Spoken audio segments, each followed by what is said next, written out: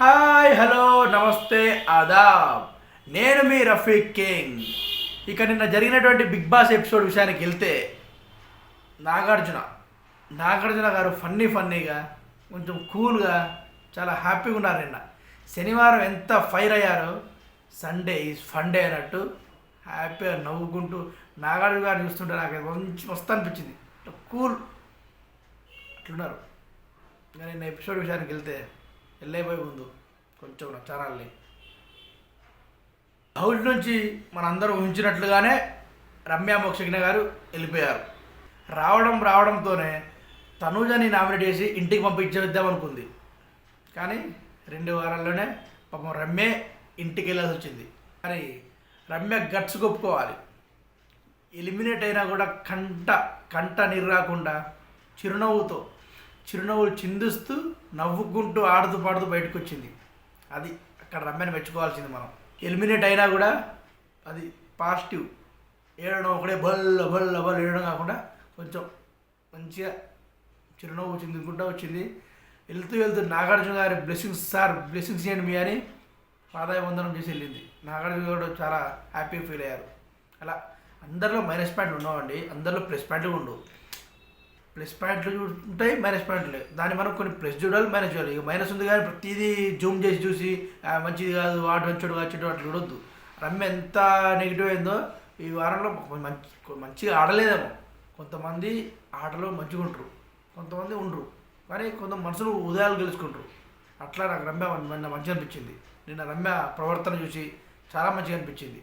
ఇంకో విషయం, రమ్య ప్రవర్తన అంటే గుర్తొచ్చింది.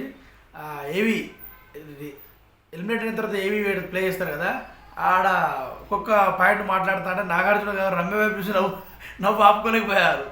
పవన్ నీకు బ్రెయిన్ పెరగలే అనేసరికి నాగార్జున గారు ఎంబడే రమ్య వైపు చూసి నవ్వు ఆపుకోలేకపోయారు. అది మంచిగా అనిపించింది నాకు కూడా.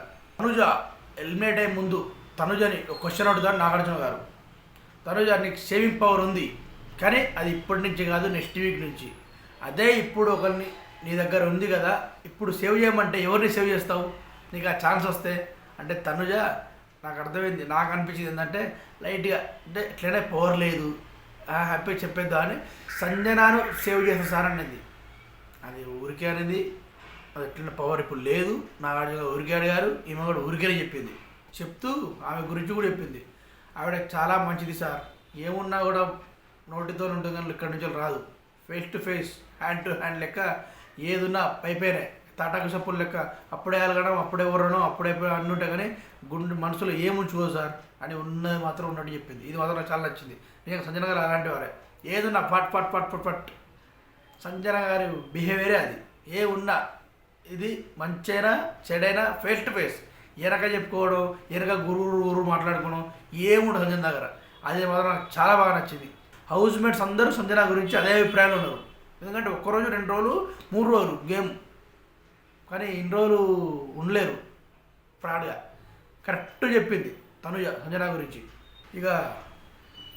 ఇక బయటికి వచ్చి రమ్య వెళ్తూ పవన్ బాయ్ పవన్ అనుకుంటూ చెప్పి హగ్ చేసుకుంది. అందరినీ హగ్ చేసుకుంటూ మాధురి గారు హగ్ చేసుకుంటే మాధురి గారు ఒకటే ప్రేమ. పాపం ఇద్దరు ఫస్ట్ బాగున్నారు కదా, తర్వాత గొడవలేనా కానీ మనం ఒకటే ముద్దులతోని ముంచెత్తింది మాధురి రమ్యని. నవ్వుకుంటూ నెక్స్ట్ వీక్ నేను కూడా వచ్చేస్తానేమో అనేసరికి మాధురి రమ్య ఒకటే నవ్వుడు. రీతును మర్చిపోయిందో లేకపోతే కావాలని యాక్ట్ చేసిందో, అయ్యో సారీ రీతు అని మళ్ళీ స్పెషల్గా పోయి హగ్ చేసుకుంది. అందరికి బాయ్ చెప్పి హ్యాపీగా చిరునవ్వుతో బయటకు వచ్చింది. గేటు దగ్గరికి వెళ్ళే ముందు కూడా జాగ్రత్త పవన్, నేను బయట నీకు సపోర్ట్ చేస్తూనే ఉంటా, మంచిగా ఆడు, భయపడకు, ఎమోషనల్ అవ్వకు అనుకుంటూ సలహాలు ఇచ్చింది.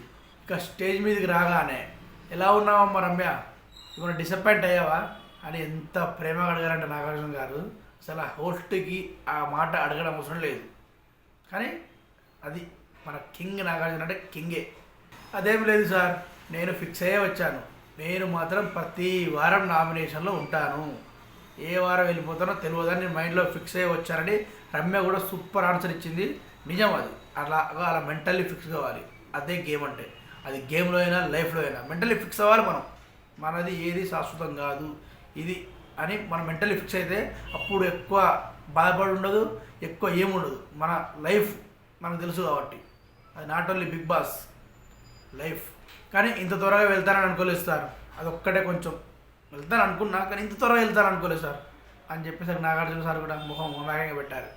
అమాయకంగా పెట్టి ఇలాగే నవ్వుతూ ఉండమ్మా, చాలా బాగుంటావు, ఒకసారి నీ జర్నీ చూద్దాం అని జర్నీ చూపించారు. ఆ జర్నీ చూసి జర్నీ అయిపోయిన తర్వాత నీకు పట్టుమని 25 సంవత్సరాలు లేవమ్మా, నీ ఫ్యూచర్ బయటగా ఉండాలని కోరుకుంటున్నా అని ఆశీర్వదించాడు. ఇక హౌస్ మేట్స్ కలుద్దామా అని హౌస్ మేట్స్ అందరికీ చూపెట్టేసరికి అందరు ఎమోషనల్, కొంచెం